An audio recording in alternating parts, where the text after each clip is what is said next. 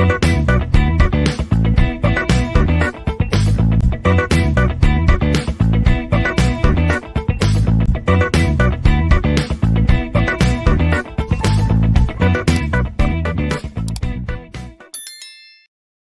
everyone, welcome to video lecture on software architecture and design pattern. So we are going to discuss module 2, analysis of a system. We will discuss the following contents: overview of the analysis phase. So in this we are going to discuss stage 1, gathering the requirements including case studies, and functional requirement specification including use case analysis, defining the conceptual classes and relationship using the knowledge of the domain. Design and implementation part.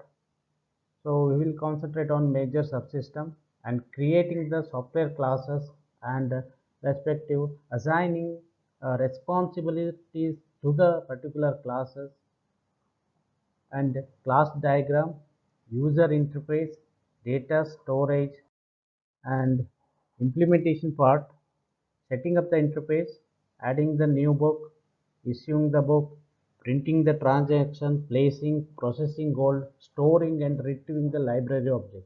So entirely we will discuss in this model with the help of library management system. So similarly, we should concentrate on discussions of and further readings. So let us start with the overview of the analysis phase. So here analysis phase, we know that we can split into the three activities.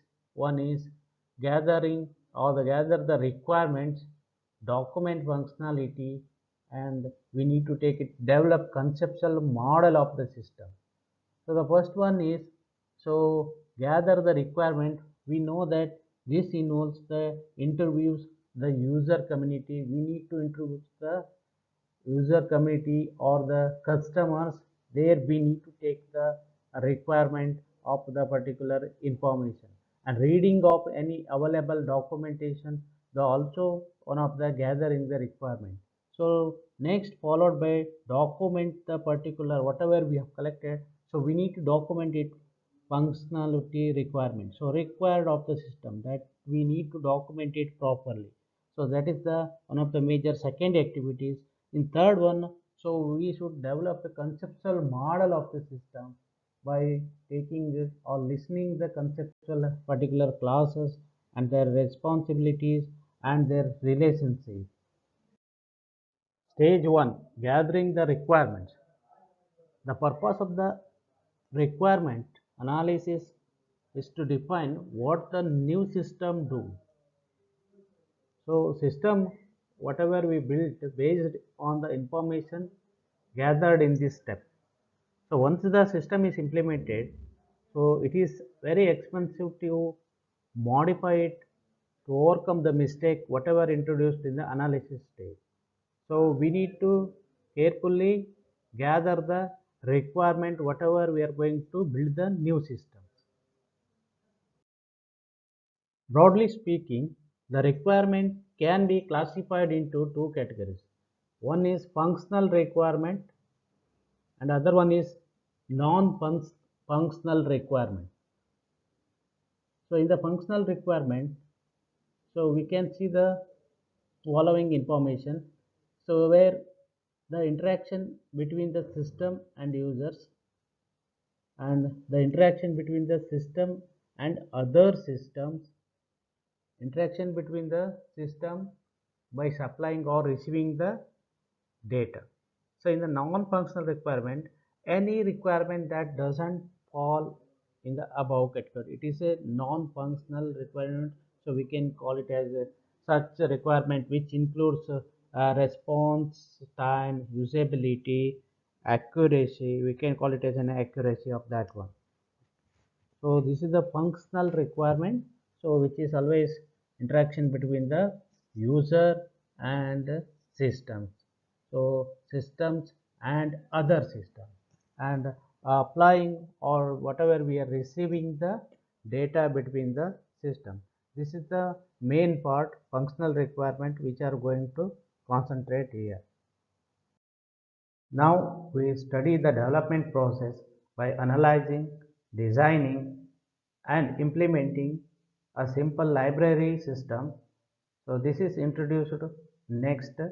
So we need to study by taking an example of library management system.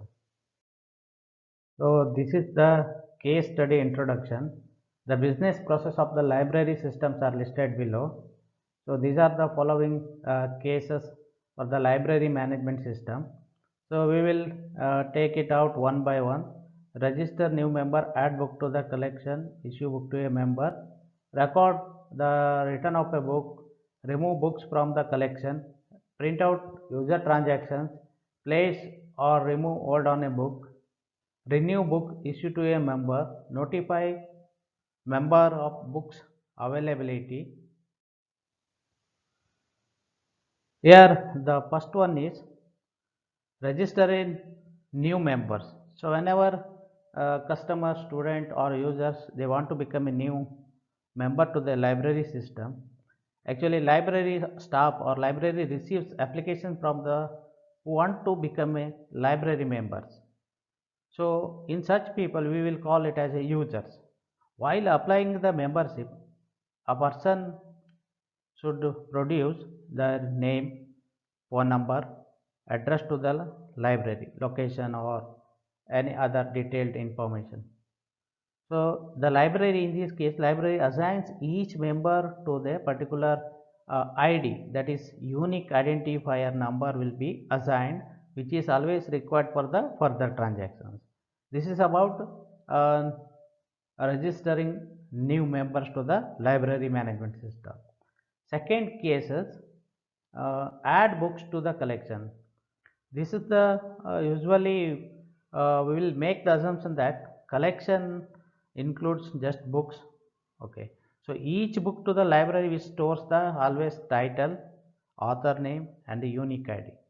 So for example, if the one book title having the multiple authors, the user author ID, author name should be concatenated in this case. For example, in the software architecture, a design pattern. So here the name such as Brahmadattan, Sarnath, Ramnath. So as a result, which will be it appears there is just one author. So we will be all name will be concatenated. So whenever a book add its collection to the library. So when it is added to the collection, book is given a unique identifier by the library staff member or clerk. This ID is based on some standard system of the classification for the further transaction. So this is about add books to the collection. So next is issue a book. Issue a book to a member or user or student. So we need to check out the book. A user or member must identify himself to a clerk and hand over the particular books. The library always remembers that books have been checked out to a member, so with their certain IDs. Any number of books may be checked out in a single transaction. All details will be checked in the transaction details. So this is the issue book to a member or user. So the next case studies is record the return of a book. So to return a book, the member gives the book to a clerk. This is the usual procedure, who submit the information to the system, which marks the book as not checked out.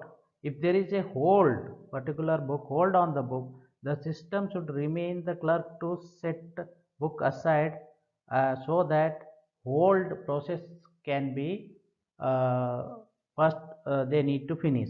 So the process, whatever the hold is there, that we need to process it first. Then only record the return of the book.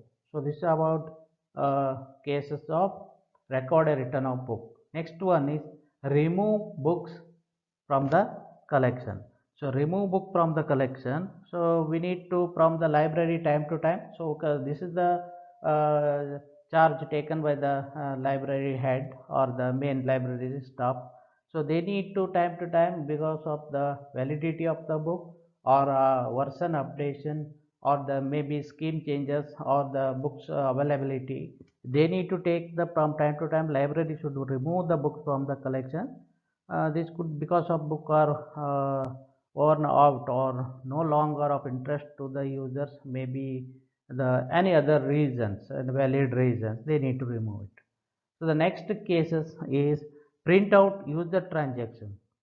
So this will take up all the user transaction of the printout, book, checkout, check-in, all the old process, and specific user between the particular date, 1 week or 1 month duration or 6 months. All details will be taken out in these cases. Print out user transactions. So next is the place or remove hold on a particular book.